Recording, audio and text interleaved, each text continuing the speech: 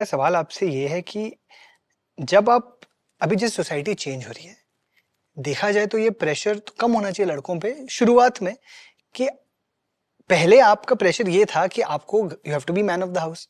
अगर अभी आपकी पार्टनर अगर इक्वल रिस्पॉन्सिबिलिटी ले रही है घर के अंदर, अगर इक्वल लेबर कर रही है घर के अंदर, इक्वल पैसा भी कभी ला रही है, आपको तो खुश होना चाहिए कि मेरी रिस्पॉन्सिबिलिटी कम हो गई।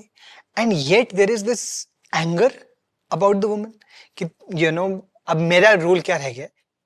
इनफैक्ट एक इकोनॉमिस्ट की भी एक स्टडी आई है, बहुत इंटरेस्टिंग स्टडी है अक्रॉस मेनी मेनी नेशंस, जिन्होंने बताया कि लड़के अभी एक्चुअली यंग लड़के ज्यादा कंजर्वेटिव हो रहे हैं, यंग लड़कियां ज्यादा लिबरल हो रही हैं।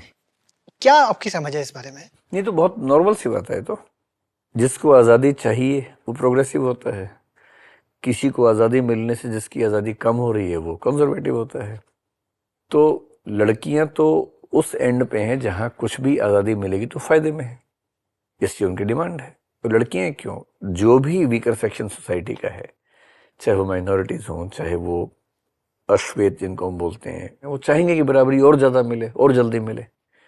लेकिन जिनको ज़्यादा मिला हुआ है, जब उनके हाथ से निकलेगा, क्योंकि उनके हाथ से निकल के ही तो जाएगा, ऐसे कैसे जाएगा, तो उनको ये फील होगा कि हमें जितने राइट्स पहले थे उतने अब नहीं मिलते हैं। इसलिए पुरुषों का कंजर्वेटिव हो जाना कि नहीं, जो सिस्टम पहले था वही ठीक था, औरतें घर के अंदर रहनी चाहिए, उनके पास फ़ोन नहीं होना चाहिए। कई लोग ऐसा बोलेंगे, स्पेशली वो लोग जो ट्रेडिशनली मेल सोसाइटी के झंडा बरदार हैं, जो उनके संरक्षक हैं, पैट्रन्स हैं, वो ऐसा बोलेंगे। ये फीलिंग कई लड़कों में आजकल होती है कि लड़की हमसे आगे निकल गई। तो क्यों ना निकले आगे, और सारी लड़कियां सारे लड़कों से आगे निकल गई, ऐसा थोड़ा ना है भाई। जब तक एस्क्राइब्ड स्टेटस का मतलब हुआ कि जब तक आप जन्म से तय कर रहे हैं कि लड़की पढ़ने नहीं जाएगी, लड़का पढ़ने जाएगा, तो लड़के आगे निकल रहे थे। इसको जनरलाइज करना कि लड़की हमसे आगे निकल गई, हमें छोड़ दिया, ये तो इंडिविजुअल मामला है।